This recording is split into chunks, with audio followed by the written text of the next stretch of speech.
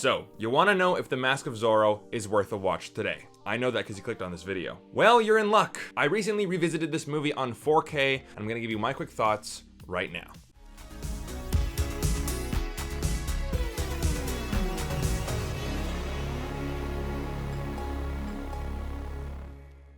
Hey guys, how's it going? My name is Brandon, aka the BrandoCritic, and I want to say thank you so much for clicking on this video and being here today. I'm sending a ton of positive energy your way. Today I'm going to give you my honest, no BS, non-spoiler review for The Mask of Zorro and let you know if it's still worth a watch today. But could you guys do me a favor? Hit that like button down there. It helps out the channel a ton. Thank you so much. So, we have The Mask of Zorro released in 1998 from director Martin Campbell, and you know him from such films as GoldenEye and Casino Royale and The Green Lantern. Yeah, we don't like to talk about that one very much, do we? And it stars Antonio Banderas, Catherine Zeta-Jones, Anthony Hopkins, and Stuart Wilson, amongst many others. And it was released on July 17th, 1998, opening at #1 at the box office, beating out such films as Armageddon, There's Something About Mary, which opened the same weekend, but eventually it would surpass The Mask of Zorro in the overall year's box office, and it also beat out Lethal Weapon, which was in its second weekend. But let's talk about the story. So in The Mask of Zorro, we have Don Diego de la Vega, played by Anthony Hopkins, who is a masked swordsman who fights and defends Mexican commoners and everyday citizens with the alias of Zorro.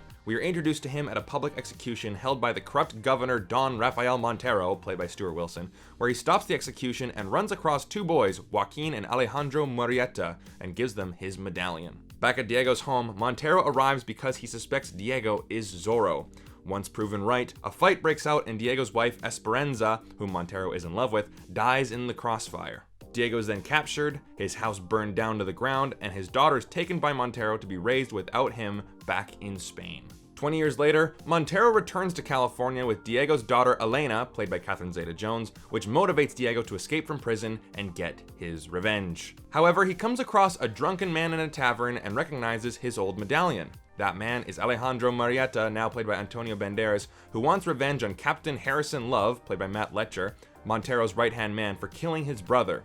Diego then vows to train Alejandro to become the next Zorro. But is this movie worth a watch? Absolutely. If you guys like films like Pirates of the Caribbean, swashbuckling adventures with lots of humor, then this is definitely the movie for you. And I didn't even know this before watching this movie again for this review, because I've been recommending this movie to people for years and saying, oh, it's just like Pirates of the Caribbean.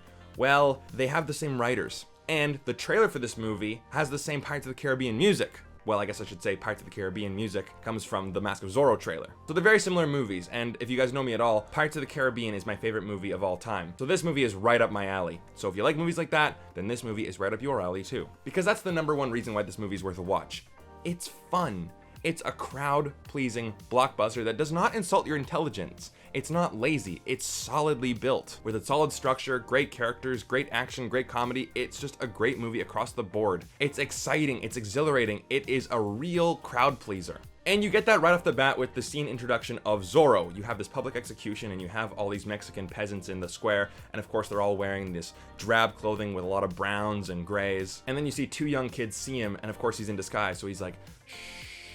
So you know that this guy has a little bit of a sense of humor, and this guy is a bit chauvinistic, right? So not only does Zorro just appear and he's all in black, really standing out from the crowd, and of course he's there to save the day. He's of course there to save those people, and he's there for their best interest, but he wants to entertain them. He wants to put on a show. He not only wants to save their lives and save the day, but he wants them to cheer too. And as an audience, we get sucked into that. You see the kids there cheering like, yeah, Zorro! The entire crowd is clapping, and I'm like, this movie is just so much fun. And of course you have that epic shot of Zorro on his horse, and it's like, yeah, this guy is trying to play up for the crowd. And that's awesome. Now let's talk about the action sequences. They are very well executed and they are very exciting. From sword fighting, to horse chases, to the Buster Keaton-like physicality and slapstick, which is very imaginative, and this movie is also explosive as well.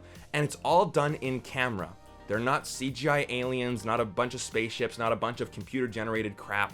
This is all done in camera, which makes it way more exciting because you can feel the danger. The stakes are real in this movie, and I will talk about the villains in a minute, but you can just sense that, yes, this is all practical. This is real. And to add to that, we have the humor. And Antonio Banderas, our lead star, is just wonderful at this because he brings that humor through his physicality, his facial expressions, his delivery. He is just so charming and charismatic in this movie, and he's funny as well. You see that when he's becoming Zorro, he's trying to be that light-hearted, entertaining Zorro with a little bit of a sense of humor, always cracking jokes to his enemies. But earlier on in the film, when you see him as the Murrieta brothers, you see him and his brother and his friend create this scheme where they try to pretend to be prisoners, but eventually they end up capturing the Spanish guards and getting them for some money. And of course, you see them wrap them around some cactuses all naked. And it's like, yeah, this movie and these guys have a sense of humor. This movie really is just the perfect tone. It's a great mix of action, suspense, humor, and romance. Of course, you have Catherine Zeta-Jones, who's just phenomenal in this movie. Not only is she gorgeous, but she has a lot of spunk. She has a lot of energy. She can hold her own with a sword, and she's an amazing dancer too. You see her and Alejandro dance in this giant party. Fun and flirtatious, and there's a great scene where she's trying to confess for being lustful about this masked man, but of course, Alejandro's in the other confession booth.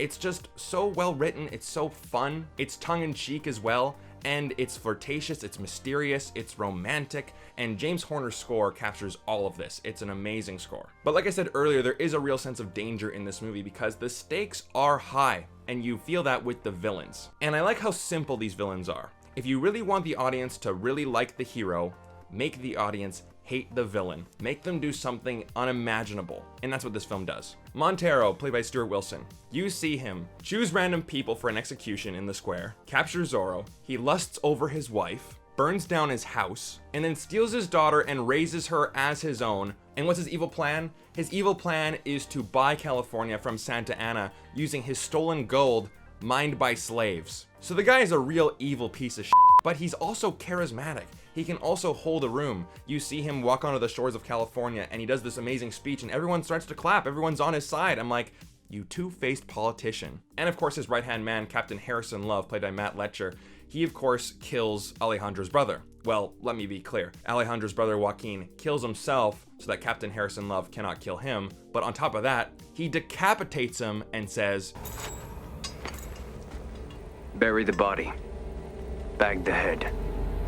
So you know that these villains are just real, ruthless, royal assholes. And sure, they're not the most deep characters, but they're effective in this movie because this is a simple story about revenge, full of training sequences, mysterious romance, and again, Catherine Zeta-Jones, her attitude, she's sassy, she's sexy, she's mysterious. She is just amazing in this movie. I can't say enough good things about her. There's larger than life action and adventure. The sets look amazing. Mexico looks beautiful. Tons of great establishing shots. James Horner's score, like I said earlier, is just wonderful. It captures that action, that adventure, that mystery, that Latin flair, that romance. It's just a really well-oiled machine, but there are some negatives in this movie. So there is the long-lost daughter storyline because, of course, Zorro's daughter, Elena, was taken from him when she was just a baby. But of course, now she's all grown up, she's beautiful, and she recognizes the flowers that were in her crib. She recognizes his voice, even though she was like, what, not even one? She walks into the public, and of course, some old lady, which happened to be her nanny, recognizes her and is like, yes,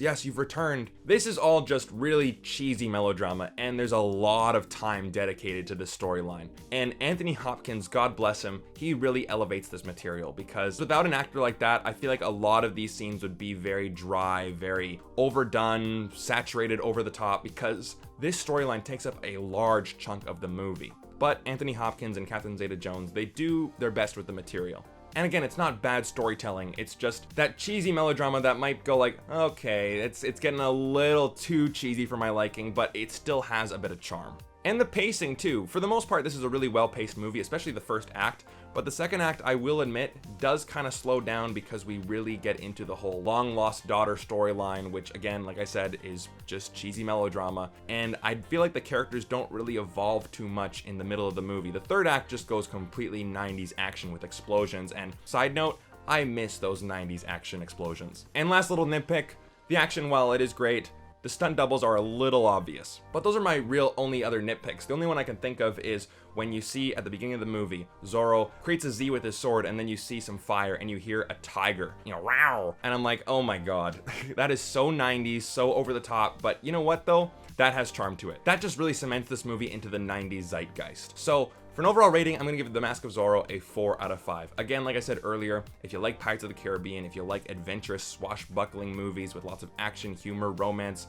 mystery, and it has this unique voice and flavor to it, having it take place in Mexico in the 17th century or 18th century, then definitely give this movie a watch. You won't be disappointed. And also, it looks great on 4K. So those are my thoughts on The Mask of Zorro. Tell me yours down in the comment section down below. And thank you so much for sticking with me to the end of the video. I really do appreciate it. If you want to see more reviews just like this, then definitely hit like and subscribe. And I want to shout out my partners at Movie Scene Canada. Thank you guys so much for all your support. Make sure you check them out in the comment section down below. And come join me on Patreon for exclusive content, live streams, giveaways, and a great community full of these wonderful people right here. You can follow me on Instagram, Twitter, TikTok, and Letterboxd at BrandoCritic, and I will see you guys in the next video. Take care.